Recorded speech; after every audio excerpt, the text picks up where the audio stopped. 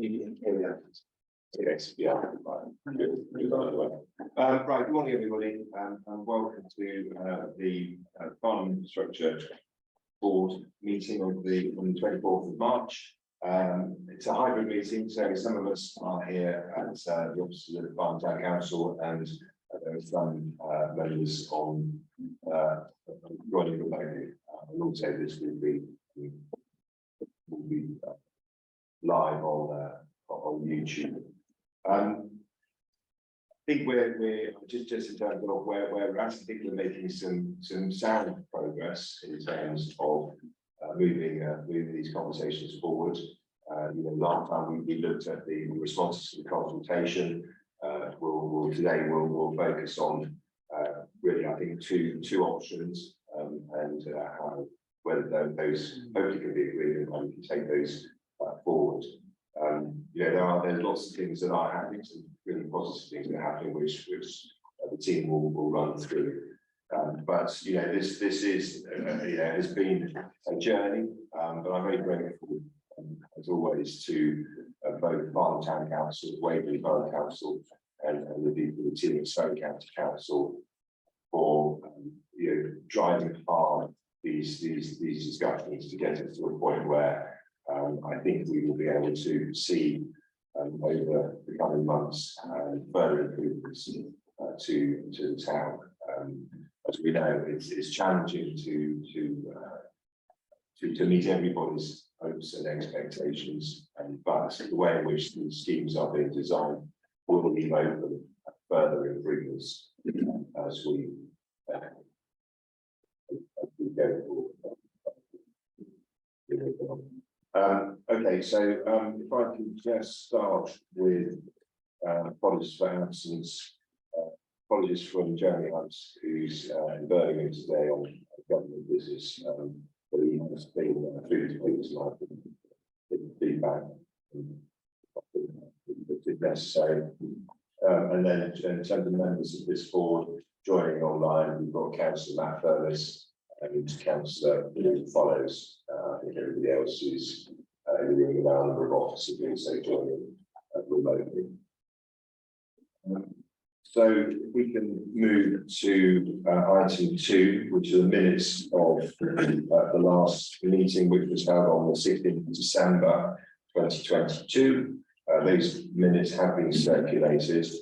Can I just ask Elaine whether there were any matters arising from that are outstanding? David. Thank you, Ben. I think the only item there is the separate meeting to talk through the details project on the other half. I think that we take the last meeting, but hardly is not on the table, still something we want to look at. We're focusing on the town centre, so still happy to have that discussion. Yeah, thank you. Thank you. Any other matters arising? Yes, David. In relation to that, have you received the paper that Farnham Town Council prepared as a sort of more balanced report for this all? I shall send that to you separately. Yes, please. You have received it? No, I shall send it to you separately, okay? Thank you. Thank you very much. Anything else? Otherwise, can I take it those minutes to be approved? Good. Thank you very much. Okay, so shall we move then to item 3, which is an update then on the short and the medium term interventions. I'll hand over to Elaine Martin. Elaine. Thank you, Tim. If I can go on to the first slide, I thought pictorially this time rather than information on the screen. The A325 route roading application has been completed. We're still in dialogue with Google Maps to make sure they're updated. The HGV scheme is now complete, but we're still in dialogue with Hampshire County Council to ensure that any development and signage includes these restrictions. On wayfinding, as you can see on the slides, they have been going up in town. So 7 out of the 13 have gone in. The remaining 6 will be installed in May this year. We are undergoing that kind of discussions with landowners regarding placement. in particular at the station, which is quite a difficult process. Next page, please. So the 20-mile-an-hour scheme, that's in Wadham Lane, Upper Hale Town Centre. So the speaking proposal has been signed off and agreed by Highways and Commissioning Manager, the county councillors for Farnham North, South and Central. The town centre and Wadham Lane have been approved to go to construction, and we're currently programming this with Ringway at the moment. Upper Hale speed limit, even though it's been approved, the physical measures have been revised following feedback from the traffic regulation order consultation. In the original proposal, it was speed cushions, and now they're raised tables.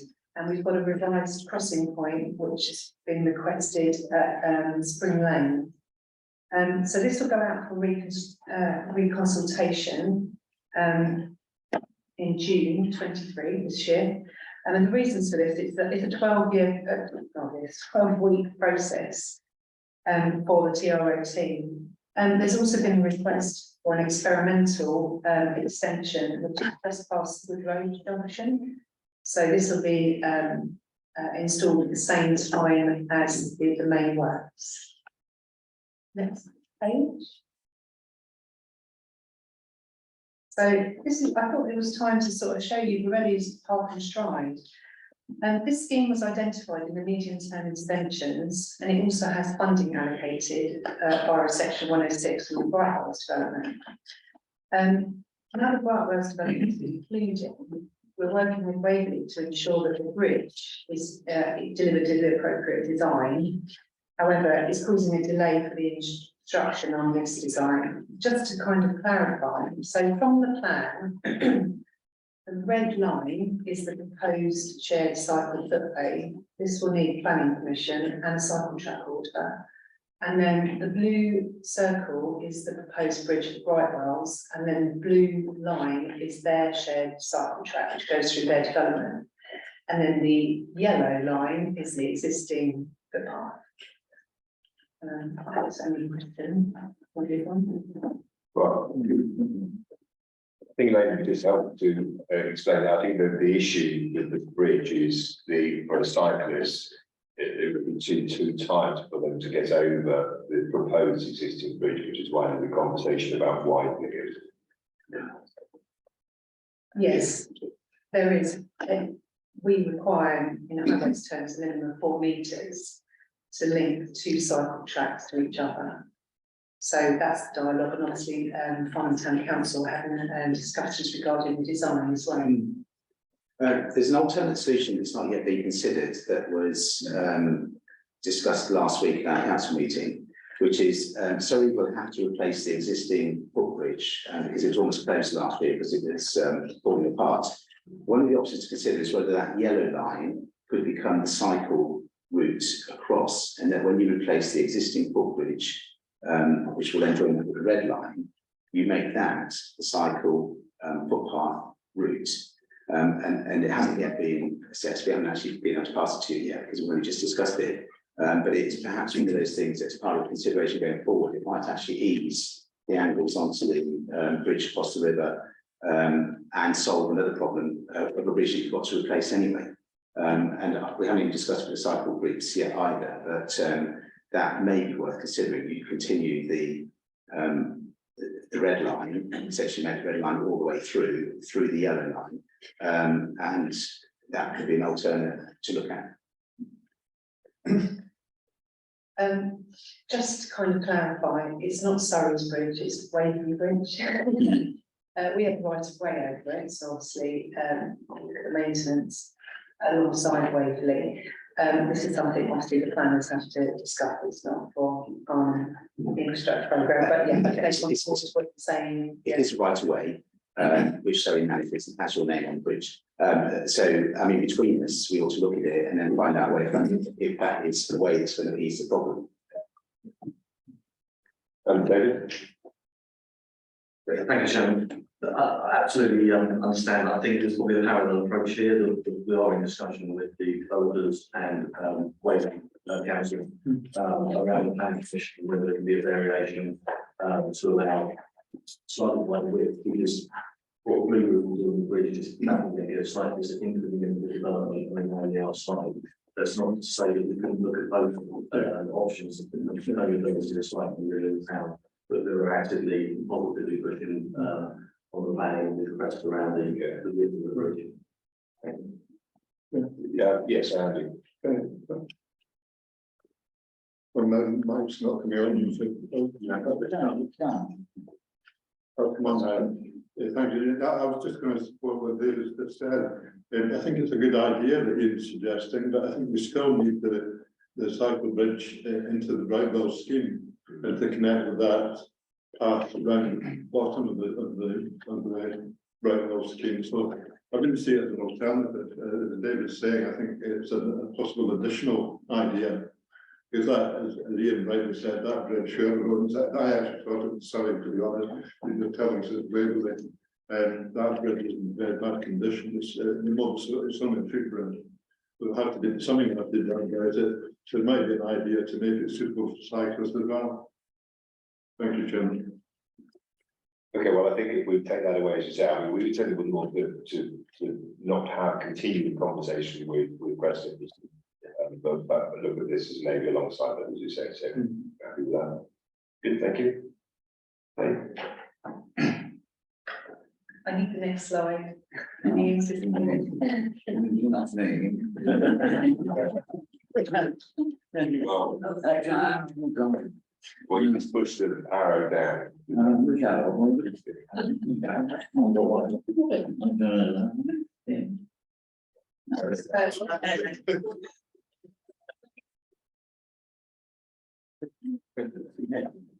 So this is a really positive story for Farnham Infrastructure Programme. This proposal was developed due to complaints about lane discipline at the Water Lane junction.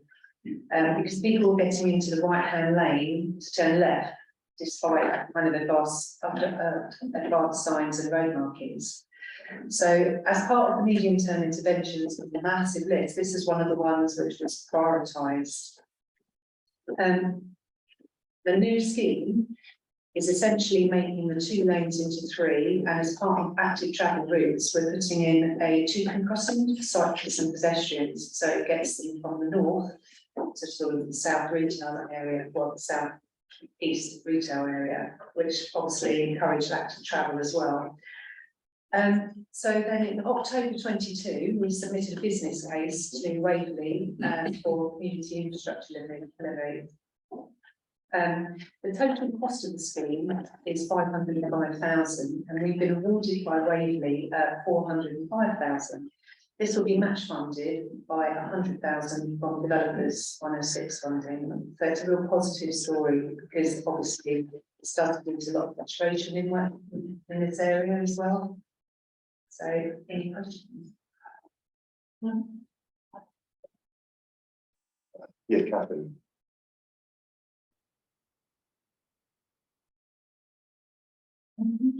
Which one is it coming in from tonight? And yeah, it's not in the same time.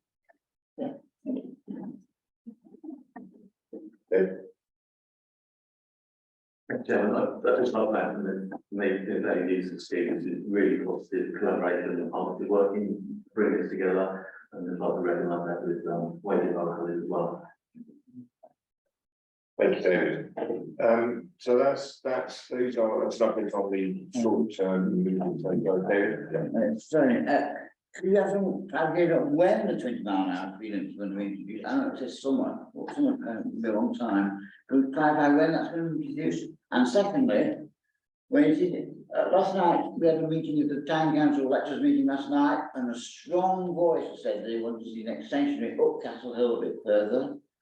Is it possible? I mean, you know, is it possible when the 20 mile an hour is introduced under the present order, it could be extended under a temporary order further up the hill or not? Or is that impossible? So going back to your first question, the first phase, which would be the speed limits in Maiden Lane and Town Centre, going in June, May, June, probably June, basing it on Winway's programme at the moment. And then the second phase will obviously come later after the advertised TRO. for the physical measures in Upper Hale. With regards to the experimental on Castle Hill, I think it would be best to see how Upper Hale kind of developed and how it works and if it's successful. And then obviously, as you know, we're looking at a wider 20 Surrey and further phases. So I think it's a case of David seeing how it's working and actually positively looking at widening it potentially in the future. Okay, it is that I just wanted to express, there was a very strong feeling last night, especially when we in 10 Park, to extend that. Andy? One point to lane that's a very important subject in the town centre, there are 4 barriers that have always been damaged by big vehicles. And as I understand it, we'll be able to remove these barriers once in 2020, and it's worth just confirming that to everybody. That will be widely welcomed in the town, and it will save Surrey money as well to constantly replace these barriers. Thank you, Chairman. Yeah, as part of the town centre work, if it goes down to 20, then obviously you'll be looking at removing these physical barriers. There's always opportunity of other style barriers, whether it be, you know, a bit of planting to stop people, you know, that are going poor desire lines. So David, to your point, I think the 20 extending the 20 mile an hour across this week is not retaining. I think let's kind of see what the impact of the first phase is, and obviously get it up ahead or sorted out. So then, you know, if it's logical to extend it, then there'll be no reason why.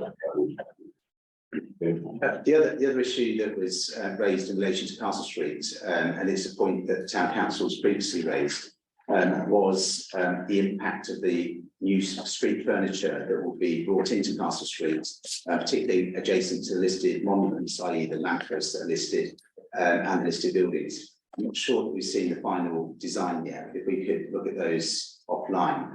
And there was a commitment made that whatever was put in would be temporary, to see how it was. And could you just confirm that's still the case?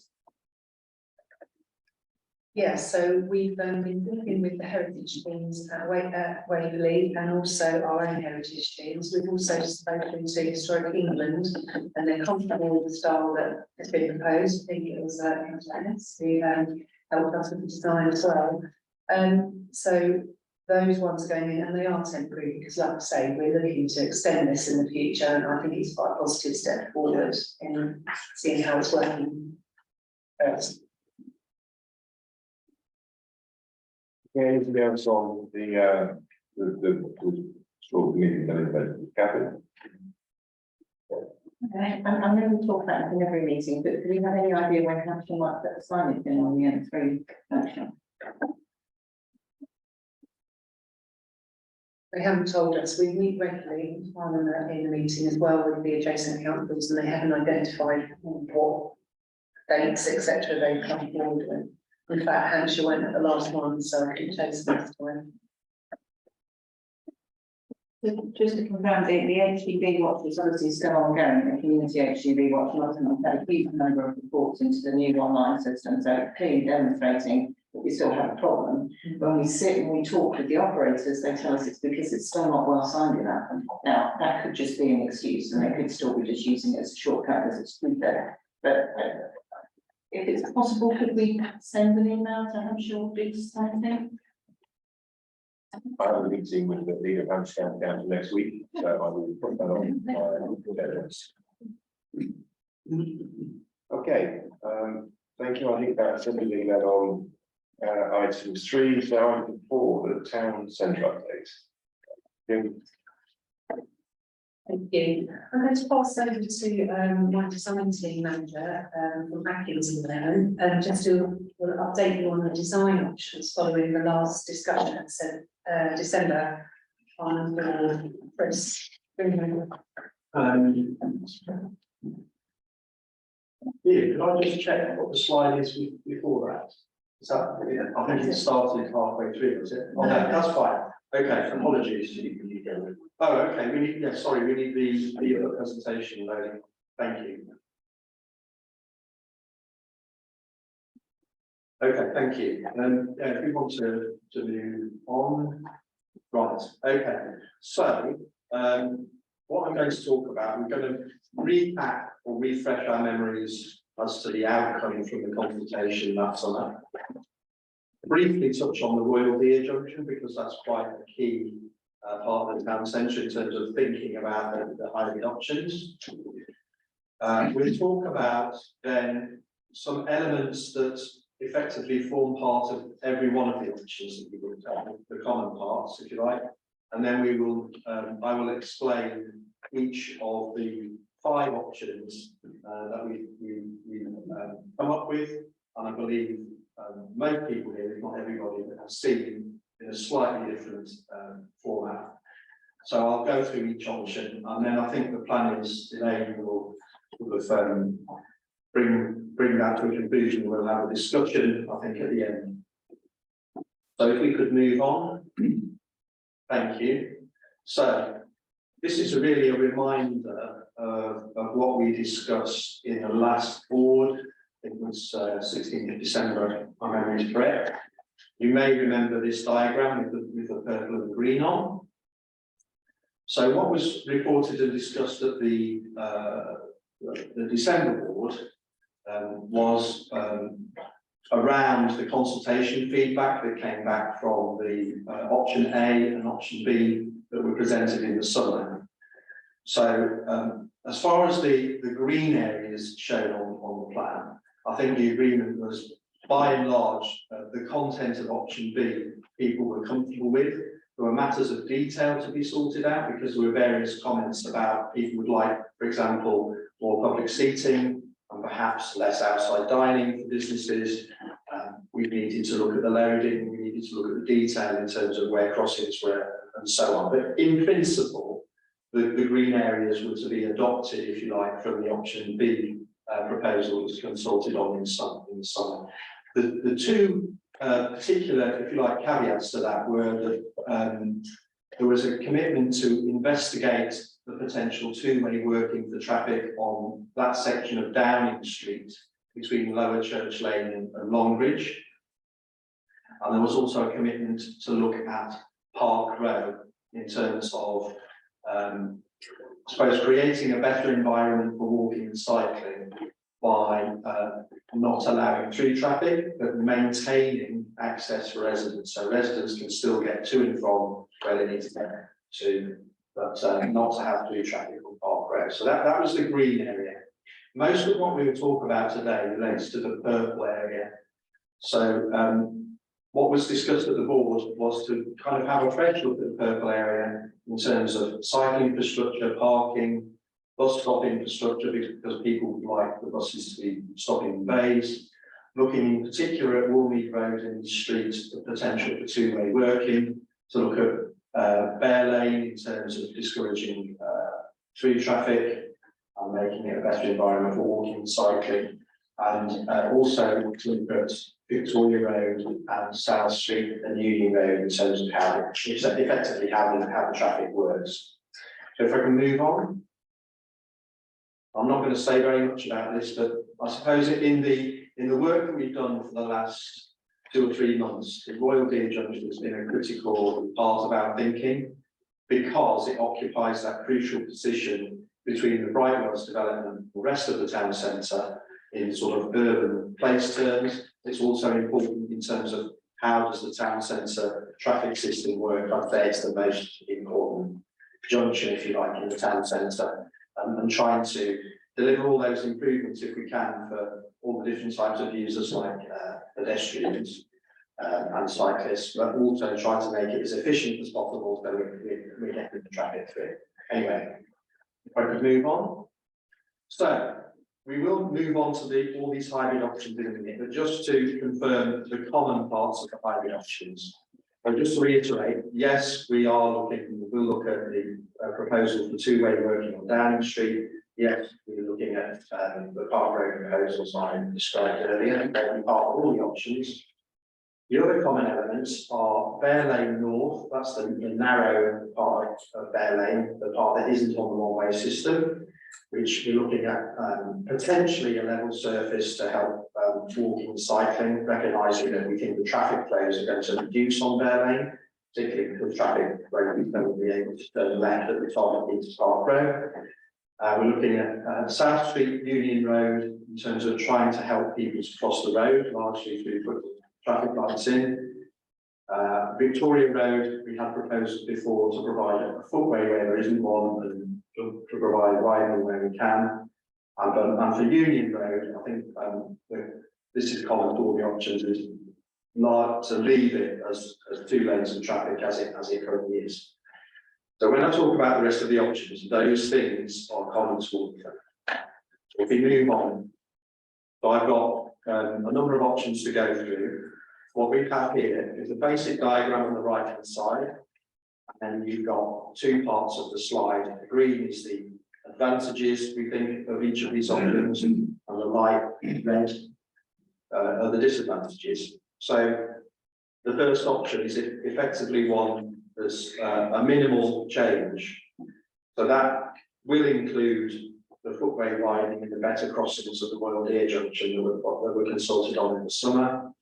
We're proposing to look at installing traffic lights at South Street, Union Road, to help people cross the road. One of the advantages of this is it minimises abortive work if pedestrianisation was to come forward, because if pedestrianisation comes forward, then South Street really needs to become a 2-way road for traffic. Another advantage is it's relatively low cost in comparison to the other options, and it maintains 2 lanes of traffic on South Street. In terms of disadvantages, obviously because it's minimal change, it delivers limited benefits. By putting traffic lights in, we're helping pedestrians, but we need to look at the impact on the traffic. And this proposition of looking at Bear Lane and trying to make it work better for everybody is quite a design challenge, because the street is quite narrow. So the ambition is to make it a street that can be used 2-way for everybody, well, for walking and cycling certainly. But when we look at the detail, we might have to go back from that a little bit and look at whether we can accommodate cycling somewhere. But that's in the detail. So that's the minimal change option. There's a question, I think. Yeah.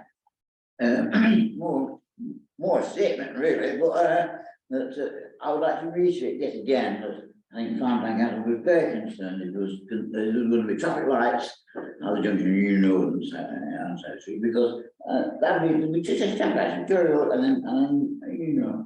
So I just, it's a statement that I don't something we feel very comfortable with. Let's put it that way. And we see no need for it to be balanced. We've got pedestrian refuge there anyway for people crossing the road. Okay, we move on.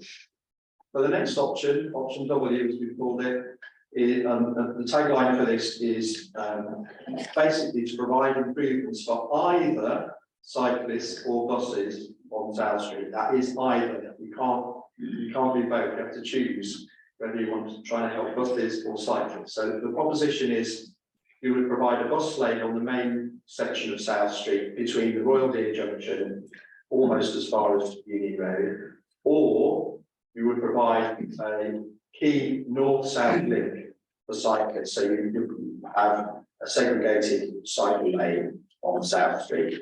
That's shown by the green line.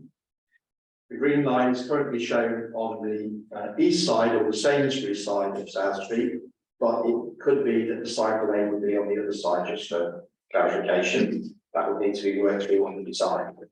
So the main benefits, the stated benefits that I already said about footway widening at Royal Deer, the new crossings at South Street Union Road, although you just heard feedback from the Town Council.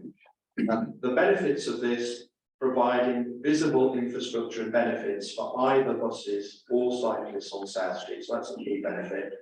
And this option is low cost, but not as low as the previous one, which was a minimal change.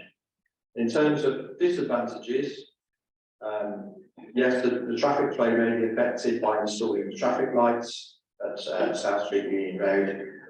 There's potential abortive work should pedestrianisation come forward. Because you're installing things on South Street that you may then have to take away if you want to make South Street two-way to accommodate pedestrianisation.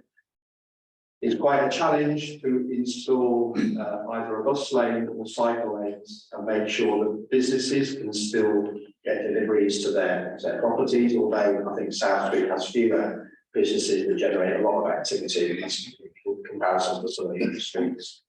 And I think the other thing I'd like to highlight is, as part of improvements for cyclists, we're trying to get a connection that leads all the way down to Morelli Walk to the south, and spaces that are previously there. So we might have to look at a shared use solution rather than a segregated bike. It all comes down to exactly how much space have we got and can we give over to each users.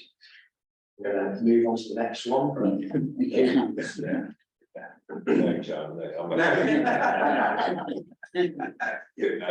go down the line, so it's okay.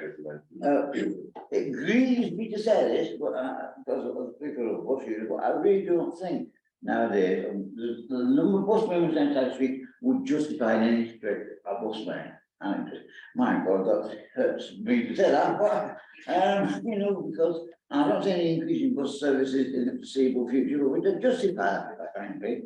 So I mean, we had the option to discuss all these options in an exempt session last week. So yeah, so I'm afraid bus lane's not a good idea to me, and yes, I agree with you say it. Okay, thank you, David. Andy? Thank you, Chairman. I think David's comment is very important because he is our local bus expert, and you all agree with David on that point. In terms of the cycle lane, at our pre-discussions on this between the board member for Farnham board member representing the Surrey and the town council, we felt if this was introduced, the cycle lane should be on the other side of the road, in fact, because there's so many entrances to the road from the right hand side, from Sainsbury's, we've also a bus bay, etc. But there's very limited entrances. There's only the entrance to the Bush Hotel actually on the other side. So if you have to do this, it's far more sensible to have the cycle lane on the other side. The other comment I'd like to make is something that occurred to me more recently after the discussion. In terms of course of the Royal Junction, if you have a two-way cycle lane, whichever side is on, it would require at least one additional phase of traffic lights at the Royal Junction, just for the cyclists alone. And I hadn't realised or thought about that until recently. And we would really get enough phases of traffic lights with any of these schemes. Because at the moment we've only got two phases. You've only got a pedestrian phase and a traffic phase. And I believe the Chris and his colleagues believe that would not be allowed these days, by the way, that you would have to have a phase because of the way the traffic's merged. You'd have to have two phases of traffic rather than just one. But that's a slightly separate issue. But I'm just pointing out, if you have a two-way cycle lane, it adds further complications to the Royal Junction. Thank you, Chairman. Thank you, Peter. Round the side first, okay. Okay. Sorry, excited. Thank you. I think we have to remember that South Street is easily the main route out of town, whether it's the A31, whether it's Farnham Hill, and at many times of the day, the capacity of South Street, even though it's two lanes, is stretched. And you often get backup from the A31 traffic lights all the way up to the Royal Junction. That backs up along the borough, stops people going to Castle Street, etc. So all I would say is that yes, it looks good on paper to divide up South Street, but the traffic modelling is absolutely. It's right that it's put in as an option, but I don't think there's a great deal of enthusiasm for us. But anyway, we'll leave that for the moment, but we'll carry on with this. Okay, So the next option X, is the main component of this is to close these streets to traffic. Now, by doing that, you have to convert the small section of Bear Lane, which I think I sometimes imagine is Woolmead Road, but there is a small section of Bear Lane and Woolmead Road would have to be two-way traffic to facilitate closing King Street. So clearly that would be the main benefit of this option would be a much improved public realm through a traffic-free East Street, connecting Brightwells and the town centre, and improvements, obviously for pedestrian circulation there, and also potentially for cyclists there. You could be allowed to cycle on East Street. And this option would retain the two lanes on South Street southbound.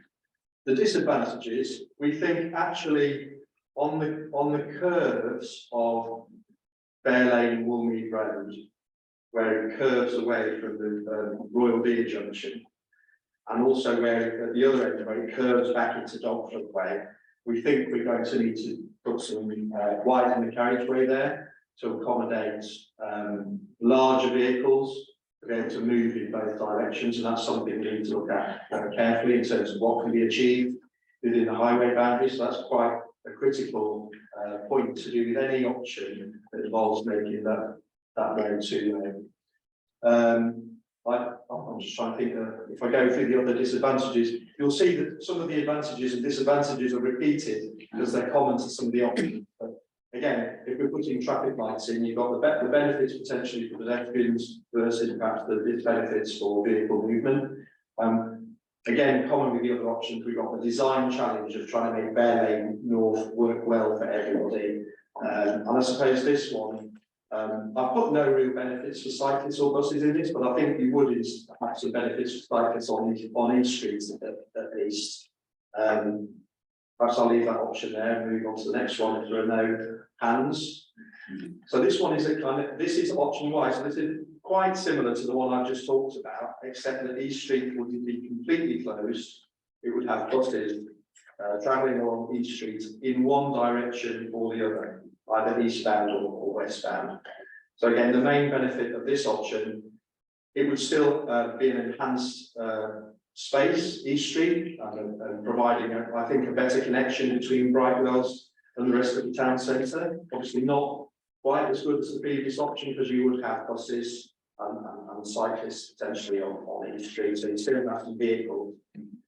So that's the main benefits. The disadvantages, again, as I've already said, this issue that we need to try and widen the carriageway potentially on Woolmead so that large vehicles can basically run in two directions. And I've said some benefit for cycling on East Street here. Some of the other bullets are repetitions of previous ones, again around Bear Lane North being a challenge to get it to work for everyone. So I'm going to move to the final option. I know this is quite a lot to take in. But the final option, putting it simply, if you think of the way that East Street and Woolmead Road work at the moment, that's a kind of fairly traditional one-way system, which is in a clockwise arrangement. So East Street is westbound and Woolmead is the other way. So this is reversing that gyratory. And the reason for thinking about that is because it makes the Royal Deer Junction slightly more efficient, or you get better traffic flow. Only because if you think about the junction at the moment, if you come down the borough, you have an abrupt left turn and an abrupt right turn. And the same if you come down East Street, abrupt left and abrupt right turn.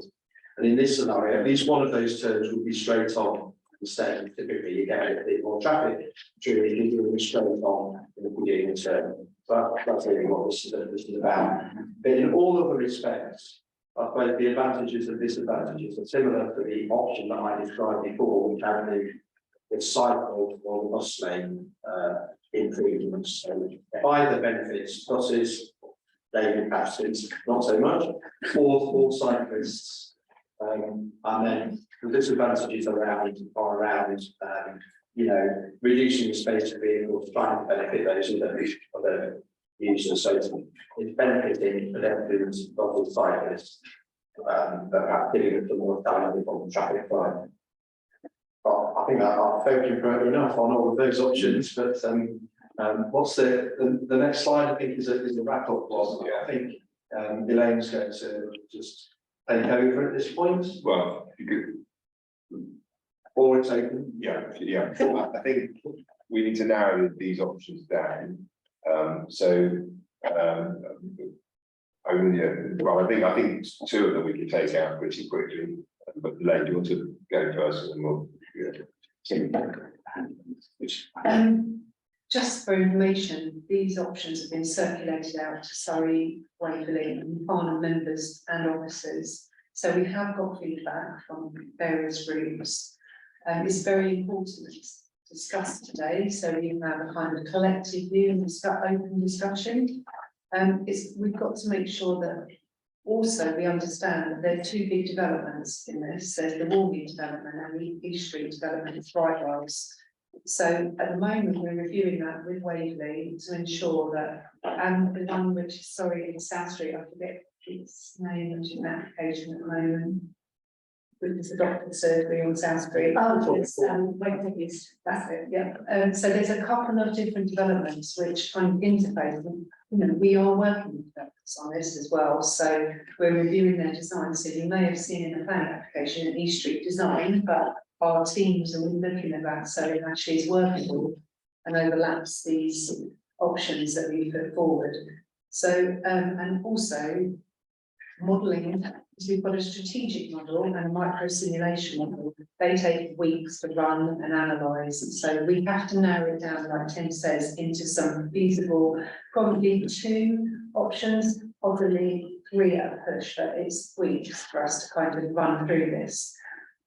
So after that, we'll be going through the modelling, and once we have a narrowed amount to take forward from this board, then we'll report back the modelling at the next board and the kind of preferred one, and we're going to get more outcome with regards to planning as well. So just kind of clarify that.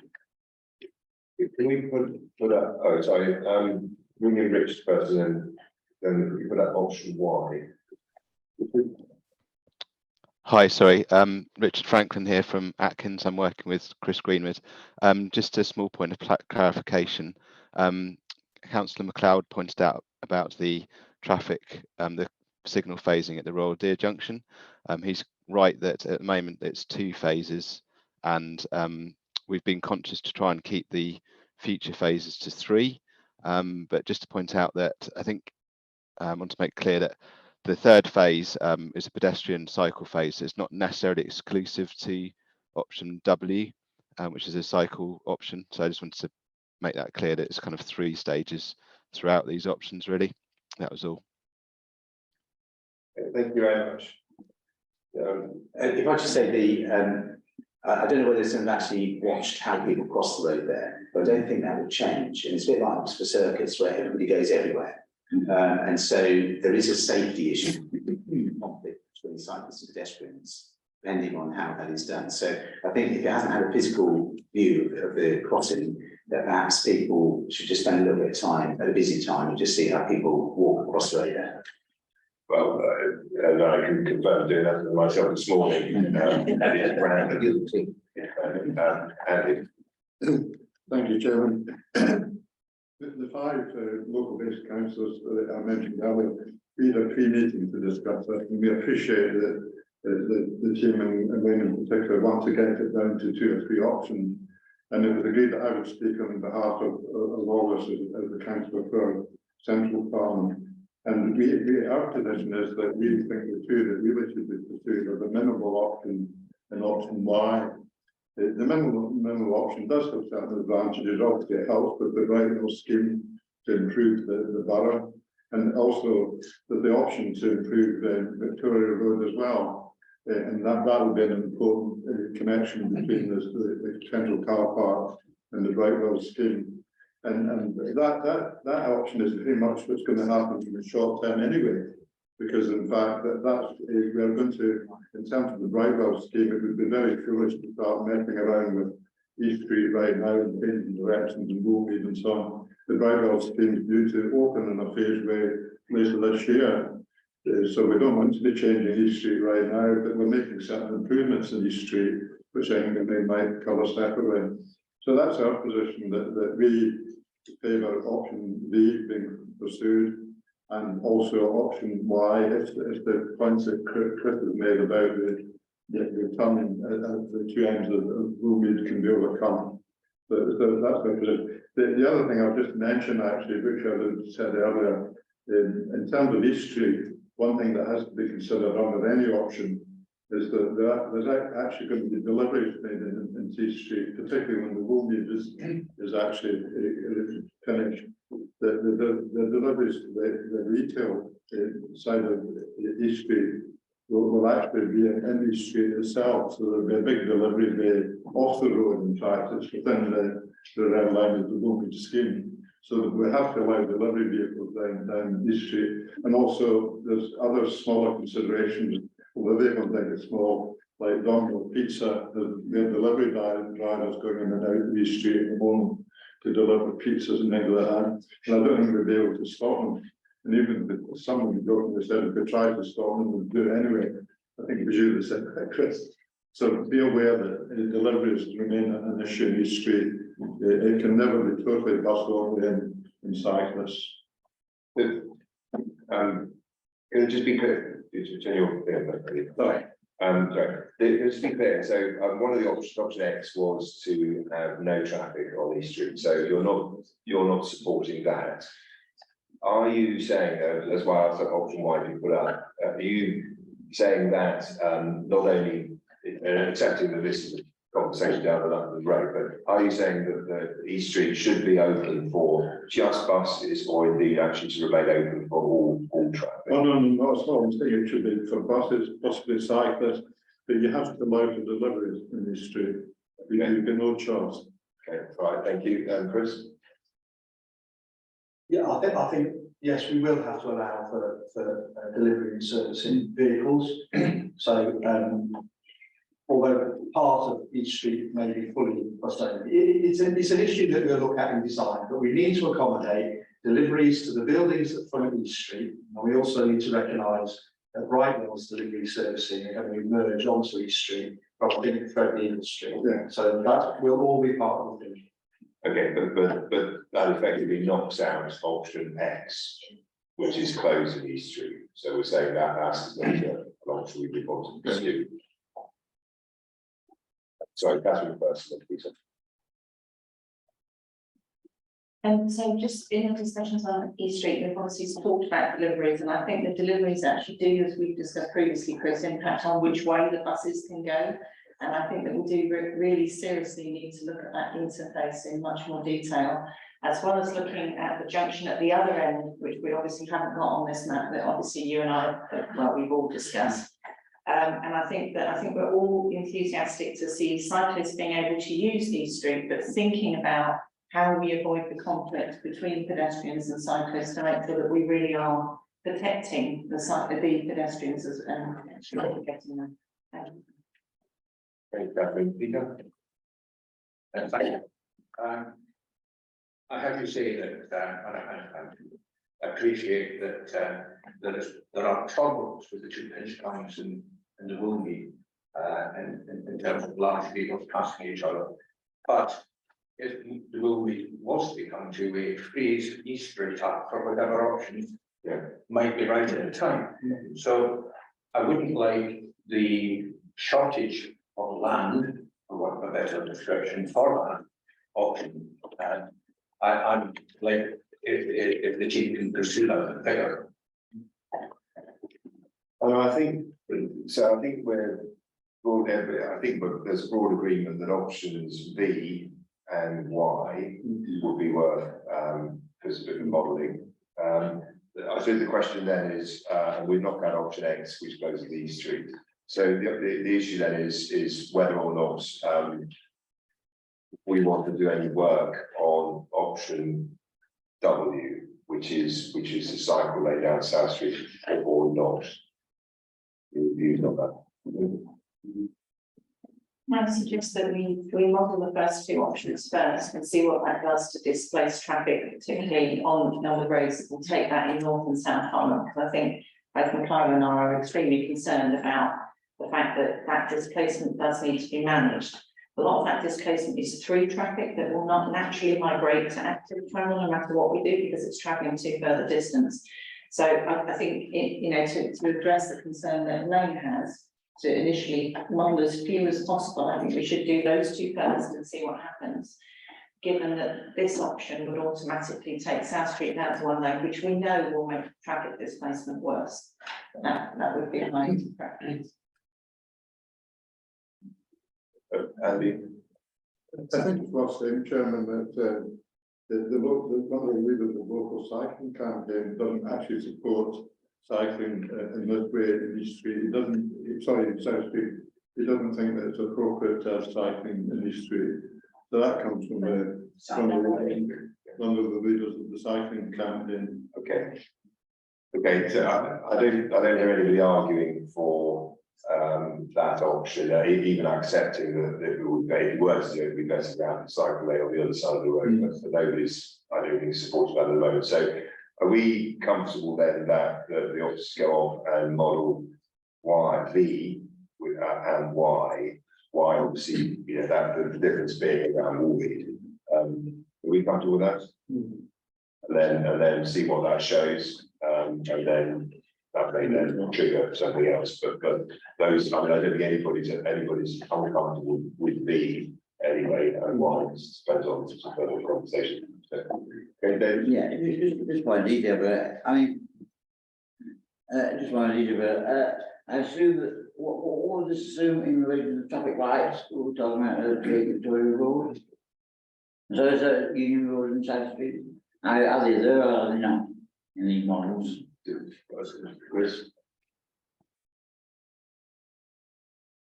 I think the plan with this was to leave the traffic lights at Victoria Road and add traffic lights at Union Road. However, when you model it, you need to see how they both work together.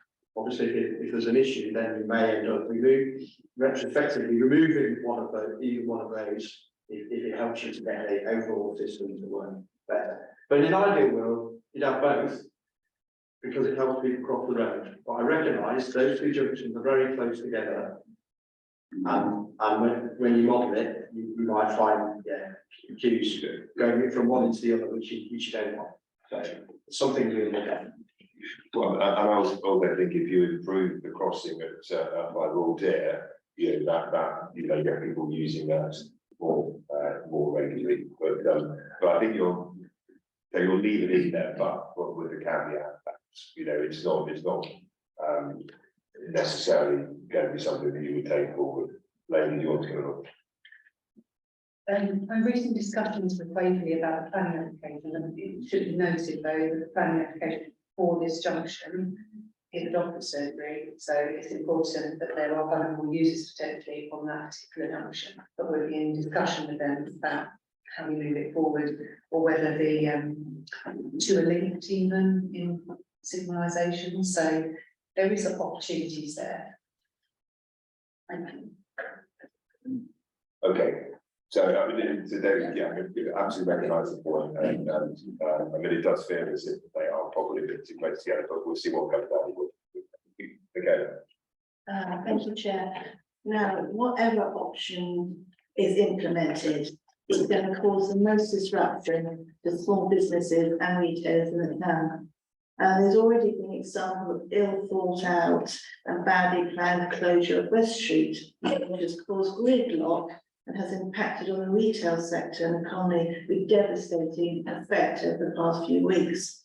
I've had reports from some retailers who have done no business whatsoever. Retailers in Farnham have already gone through COVID, the cost of living crisis, the spectre of recession, and we don't want the lack of forethought and planning to put the last nail in the coffin. We need a construction plan started now. to make sure the roadworks within the town are executed well, coordinated with a minimum disruption. There are going to be road closures and mitigation should be already in place so the town can keep functioning and trading. The work must be done promptly and on time. We have a moral duty to make sure that livelihoods are not destroyed and that their businesses and retailers are there and left after construction finishes. That's all I have to say. Thank you. Thank Can I you. pass on? to- Well, I think there's a lane on to that first, and then maybe a couple more that. Thank you, Martin. What we'll be doing soon is reaching out to businesses. It'd be really helpful if yourself could liaise with local businesses. What we'll start to do is look at loading times, access requirements, etc. from the businesses, and then we can do some early contractor engagement with the contractors to see sort of their construction phase planning, because obviously we can't control how they do their works essentially, but we can control how they phase it and how they work with the town. So I totally agree, it's very important for I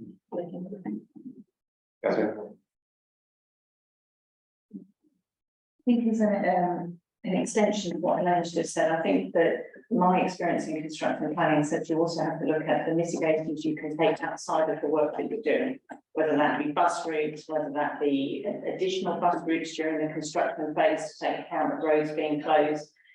So I would really like to propose that there is a working session with the councillors and relevant stakeholders to truly go through and discuss the implications of when Downing Street is closed. What do we need to do for other things? What do Farnham Town Council need to do? What do Waverley Borough Council need to do? So that we can have those discussions early and they can feed into the contract rather than being added to the contract based on what the contractor is saying. And I've always found that to be the lowest cost option to put the information in early. So I really would like to request that we do that if it's all possible sooner rather than later. But definitely before the next board meeting. Okay, well, I mean, it's good we're starting to look at implementation of the scheme. Yeah, I mean, yeah, absolutely. This needs to be done in a way that is not going to completely kill the town. So unless there's anything particular to add to that point, we Very briefly. I take the warning. I'm going to jump into the picture, but listen for 1 minute. The options are, much is said about the future modal shift to active travel, but not much is said about the role public transport play in helping to achieve this. Residents who live in the hills, north and south Farnham, who are cycling into town to shop, it's not an option. We're going to need a better public service. If any of them are going to be tempted to leave their cars behind. I support what Michaela and Catherine said. We must have a properly phased traffic control and building management plan in our time. Thank you. Thank you, David. I'm just like to quickly add, I fully support that, and particularly, I think you have to realise that Downing Street in particular is a very critical bus route. And if that was to be closed any length of time at all, then there needs to be a boundary discussion with the local bus company, because in reality, it will mean they'll have to sever the routes basically, and that implies additional resources, vehicles and drivers and a cost. And that can't be done very quickly, from experience. I completely agree. I mean, we as we know, we've invested £50 million, counting £50 million in electric buses. We are, I think, raised at the council this week. We are investing heavily in the digital demand responsive transport, the electric minibuses. So we're moving those. The rollout programme is going from Mole Valley to Waverley to Guildford in the next few months, and then we'll go around the rest of the county over the next 12 months or so. So I'm absolutely, personally and from a council perspective, utterly committed to investing in public transport, because that is the only way in which we will realistically get people out of their cars and onto the. But we need to have a reliable system so that people can know that they can book it, and they will know that it will be able to take them to the train station on time, will take them to the doctor's surgery, and so on. So that is a key part of this, alongside investment in active travel. I recognise, even as a bit of a part-time weekend cyclist myself, that people are not. It's not suitable for everybody to use a bike to get to work. We are very keen on creating schemes around schools, so the children can cycle to school along with their parents, if that's appropriate. But realistically, for many people, particularly in the more rural areas, you do need some form of vehicular transport, and that is why those electric minibuses are going to be absolutely key, in my view, to hitting our 2050 carbon neutral target in this county, and indeed just in terms of opening up communities and addressing social isolation and so on. So that is a key part of the county's ambition. Absolutely recognise the point that Michaela has made, which is this has to be properly planned. It is. And I make the point generally because it is potholes is the conversation these last few weeks, understandably. I do point to the utility companies as a significant problem for us. 85% of interventions on the road network are utility companies.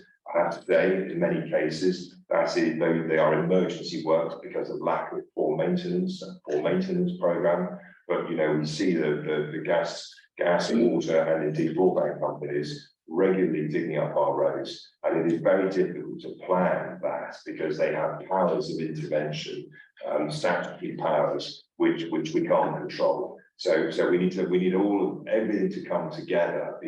We need the conversation with the bus companies, with the utility companies, with the contractors, and with the businesses in Farnham and the residents of Farnham, to kind of just be absolutely clear what this programme is going to look like and how we can absolutely minimise the disruption that will,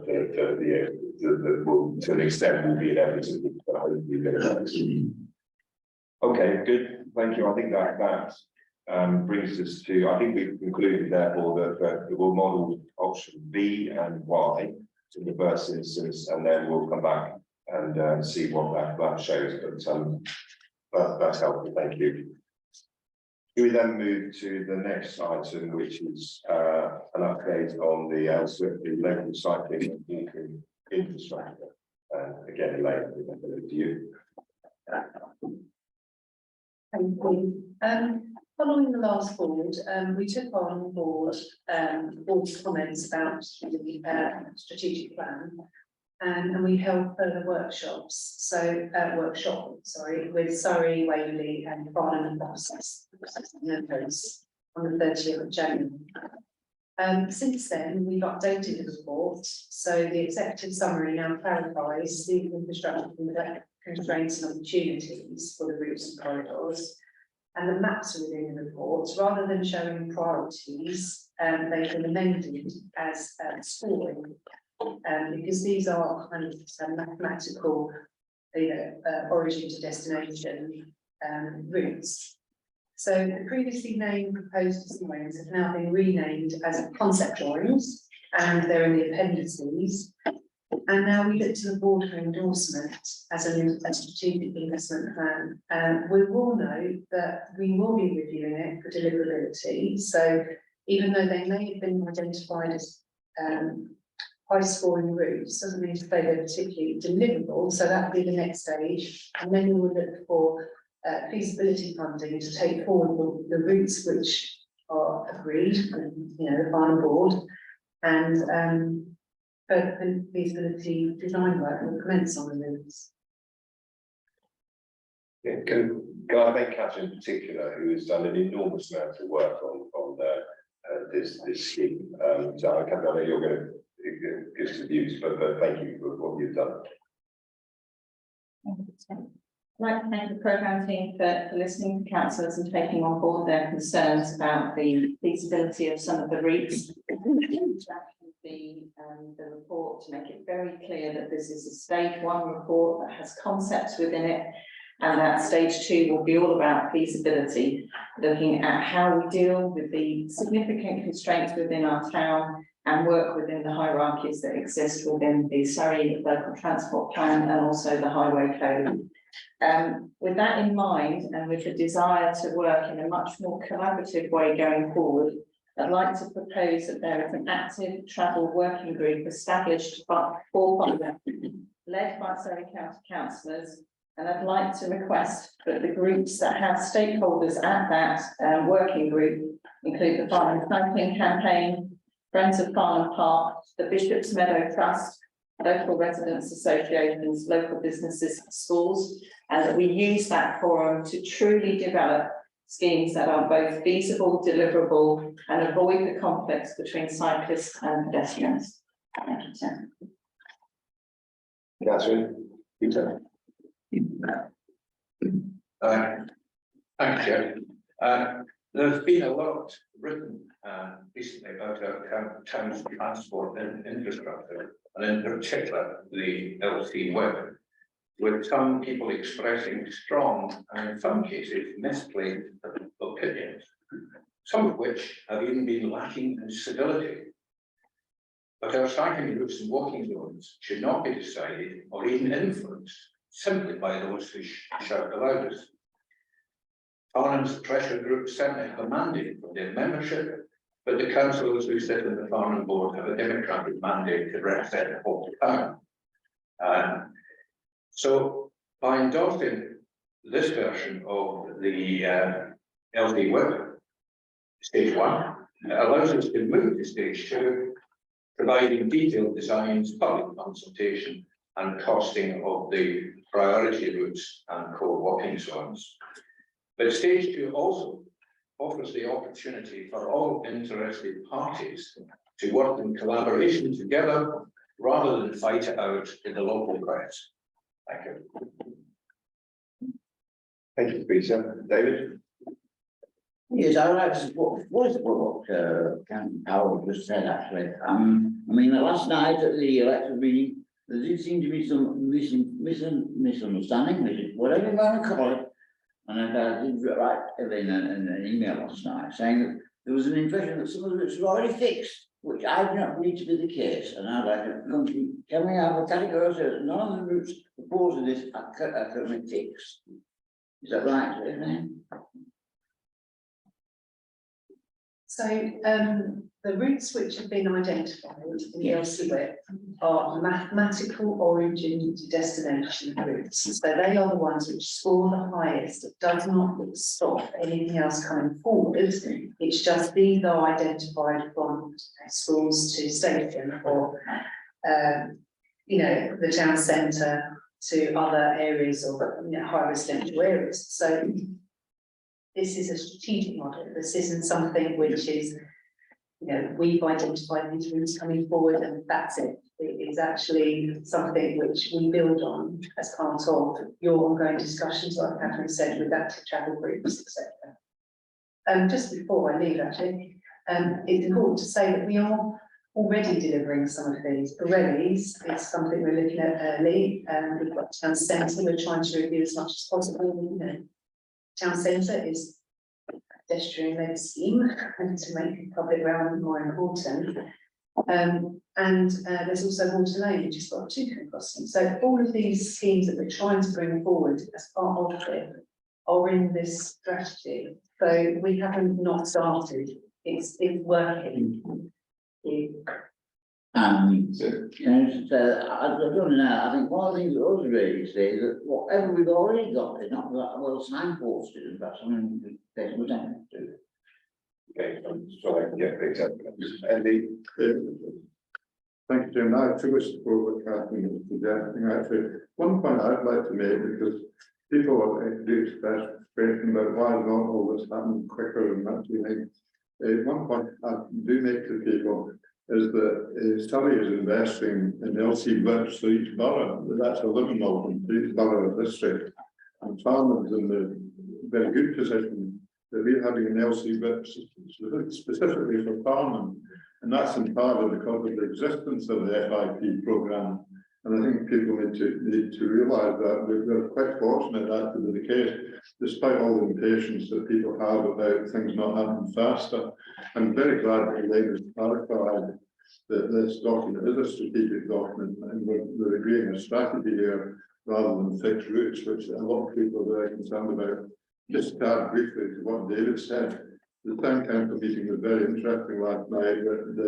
The town council gave us 6 very good presentations about things happening, and the audience were very appreciative of that. But the question and answer section was all about the farm infrastructure project, which David answered very well. And there was quite a lot of stuff said about the cycling issue, which I think we need to deal with separately. Actually, it's getting very emotive, and we need to deal with that and get that fixed. And there was also a question, of course, about Brightwell, which I had to answer as the way we represent for Brightwell. So I think what Catherine is suggesting can get this thing moving forward in the right direction. Thank you, Chairman. Thank you, Andy. Of course, the irony is if these were fixed and this was just going to be, imposed, then it would be quicker. And that is the case. So I absolutely think the Catherine's suggestion is sensible. All I would say is, having seen these sorts of consultations in other parts of the county, the people, it's not exclusive in terms of the groups that you engage with, but everybody has the opportunity to give their input. So to set it up in a way that there is, either through public meetings or whatever, but it is hugely important that these schemes, which, as you say, are being delivered across the county, have local support, that they are practical, they're workable, and indeed deliverable. So, and those people with that local knowledge need to absolutely have that in. So that would be very welcome. I think in the meantime, what we're saying is that the current proposal, is a conceptual one. It isn't fixed. It's there as a base to kind of work from. So I think we're happy to take it forward on that basis, and then leave it to Catherine or whoever the team to then pull together. Okay, I'll do that. Good, thank you very much. Okay, so that then takes us to item 6, which is an update on the A31. I think there is much of an update, sadly. I mean, I just can't deal with that. This went to the Department of Transport. It went, I think, to the investment committee in November and seemed to find favour, but I'm afraid we haven't had any confirmation back from DFD. I have raised it with the Secretary of State to see if he can unblock whatever the blockage is. But as it stands at the moment, I'm afraid we're no further forward in terms of the petition from government. I don't know if anything else to add is Elaine. Could I just ask a question about the conversations with the train operators and the land around the station? Because obviously that will be something else that will impact on Hickley's either separately or as part of this scheme. I'm not necessarily an answer today, but are those conversations still going ahead, and will they involve local stakeholders at an early stage? So we regularly meet with the rail operators and their partners. We have quite a big group we set up. In essence, they need our scheme to deliver more land and availability and routes to develop it wholly. So I think everyone's waiting to hear on our bid to see what is coming forward before the master plan gets fully developed. But that's literally it. So I think it's still, if we just put the marker down that we should be involved at an early stage because of the impacts, again, on all things we're talking about in the town centre, but also in the other bits of the town. It's because they own so much land there is a possibility of a scheme coming forward like that's coming forward at other stations that will impact on the town centre and the southern area. So if we can be involved at an early stage when that's possible, that would be great. Yeah, but I think we need to get confirmation back from government first on the scheme, but absolutely, if we get that, then we will, then indeed there will be that wider engagement. Okay, thank you then. Item 7, Refresham and Western Bypass. So Atkins have been working on a feasibility report for the environmental and cost impact of this scheme to see if these two schemes, to see if they're viable and to be brought forward. So there's a lot of internal discussions because obviously there's the impacts on these areas. And it also has to sit alongside the town centre modelling. So we're having an internal review and discussions about this at the moment, but we have drafted a report, but it's not ready yet because there's, like I say, lots of discussions going on in the background. Yeah, I mean, I think we're in a slightly longer term project, but it's very much on the agenda. We'll keep trying to move that forward. Which then brings us to the bridge, which obviously has been a real concern. Yeah, so this is one of our adjacent projects. So this is something which our highway safety team are looking into, and positively, they've been working with Network Rail, and they've done some negotiations for some early delivery of some works. We've cut back vegetation and clean signs, etc., as part of our maintenance. So in April, so the week commencing the 17th of April this year, they will start replacing the chevrons on top. However, due to the West Street waterworks at the moment, they can't go in and do a full closure to actually paint the actual bridge bars, so it'll be in a lot lighter colour. So, and they also want to combine it with some major works as well. So I will update you when I know more about a set date. The chevrons will be being replaced. So when you say major works, what was that? On their network. Not to the bridge. No. Okay. Sorry. I was disappointed that the option for a free-form tunnel by the side of the bridge had been looked at by the consultants. I would hope this option in the near future could be considered, and because it would be significant for safety for pedestrians and cyclists within the area. Thank you.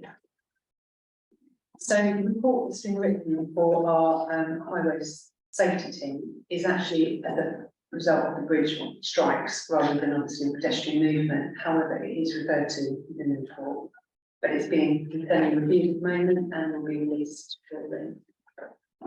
Okay, so we'll see that.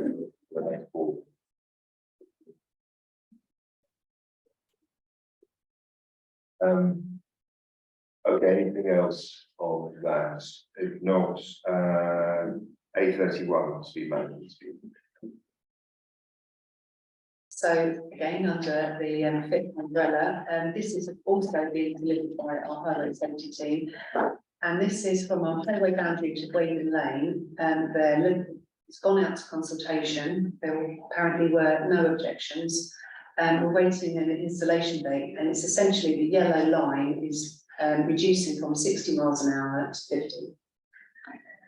So early cyclists, there weren't significant objections or any objections. Okay, good, thank you. And then the quick start date.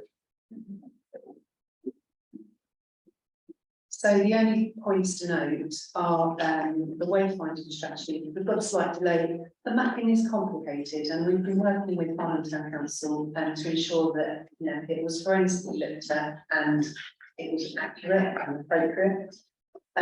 We've also got Brightwell's yarn. We've completed the ones that we can, but we've also got Brightwell's yarn in this Network Rail, and their permissions are complicated, and Brightwell's is complicated. It hasn't completed yet, so I can't install those yet. So that's why we've got some outstanding totals on that one. On the 20, as you know, we're looking at a phase 2 for Upper Hale, with a second TRO, so that needs to be re-advertised, which is a delay. We're also going to be giving you some new dates next time for Borelli's and Water Lane, so we're going to be profiling that for the next board, hopefully. And then the LC rep has noted that even though it says March 23, that's obviously complete this report. However, this milestone has really changed. This is the 10-year strategic plan worth of investment. So it's important that, you know, that's noted within this. And then on the A31 corridor, we submitted our business case in November 2021. I'm almost supposed to have built it by now, and you know, we're still waiting. So that's kind of outside of my control as well. So that's it. Elaine, just, thank you. Any comments on any of that? I'll be back to the area of saying. Good, okay. In that case, I think that takes, sorry, then. Yeah. I'm sorry. So just moving on to the key risks and opportunities, I don't need to tell anyone about the current economic climate and how much it's costing, and inflation, etc., etc. So it does give a big risk to this project program. And the changing government policies as well is obviously evolving as well. We have got some opportunities that have come forward. So Farnham Park, the diagonal going from north to south, north to southwest, is being resurfaced and slightly widened. So that's from another team, so I'm reporting that. So that's a real positive thing because it is one of the core walking zones within the Ellsworth. So, you know, that's great news. And we've also, speaking with our highway maintenance team, and I'm sure all of you will like what I'm about to say, but we're trying to align it with obviously the town centre works is resurfacing on Million Road and South Street. So I'm trying to bring these forward, and actually, even though we want the works as early as possible, because I've driven it today, so I understand where everyone is talking about potholes, but we also don't want aborted works as well. So we want to make sure that the town centre works, etc., all overlap nicely. So by the time we've completed the works, under new services all the way through, Including the payments. Please. Okay, thank you. Any comments on that? Yes, we have. Thank you, Chair. One of the risks of any project is not adhering to some form of timing plan. But I would hope after the next board meeting in June that we can move quickly on to the next step, to the future. Which could be for Surrey Cabinet to approve the commencement of detailed design work and for the town centre improvements and for some capital spend. I like saying these words. Yes. This is what we're going to achieve the projected completion date for the town centre improvements, which is October 25. So, as Winston Churchill once said, this is not even the beginning of the end, but perhaps the end of the beginning. Thank you. Well, I can assure you, Peter, that I am more impatient than pretty much anybody, and certainly the officers are acutely aware of that. So we will push this through the system to the extent that it needs to within Surrey County Council absolutely as quickly as we can. I recognise the costing implications, but you know, that's an issue we will address and deal with as we are in other areas. So you absolutely have my commitment that we will, with the officers' help, really get this moving as quick. Now we've got to the point where I think we've narrowed down and we're pretty clear on quite a lot of what we're going to do. And again, to thank everybody for all three councils for getting us to this point. We just need to get on and deliver, and I very much welcome Catherine's concern about actually the implementation phase, because that is absolutely where we want to get to. So yeah, thank you for that. Okay, there were no public questions. Just in terms of any other business, I've got a note here that to that point actually, that now we are moving to starting to move forward with getting the schemes detailed designs. That there will be workshops for the Farnham Town Council, Waverley Borough Council, and Surrey County Council on a, well, I don't know how frequently they will be, but there'll be a sort of month's notice or so, but regular, frequent meetings. I've already spoken to the officers. It would be really helpful if we could have your upcoming programme, so we can fit in to kind of big meetings, and then you can all discuss it at that particular meeting rather than sort of being late to the table.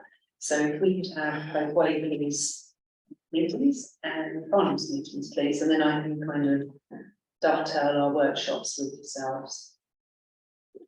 And so there'll be officer meetings and also member meetings as well. So, you know, if we can have some, couple of representatives from the town council, borough council, and then that would be good, just to make sure that there's kind of one version of the truth circulating. Okay, I think that brings us bang on time to the end of the meeting. The next meeting, obviously for the borough council at least, you're going into pre-election period. I think you're maybe in it, or you're in it next Monday. Already. Already in it. Oh, today. Okay. So so that obviously slightly curtails things that can be done. But the next meeting of this board will be on Friday the 16th of June, and I think, you know, we will hopefully be able to continue and confirm the progress within. So, on that note, thank you all very much.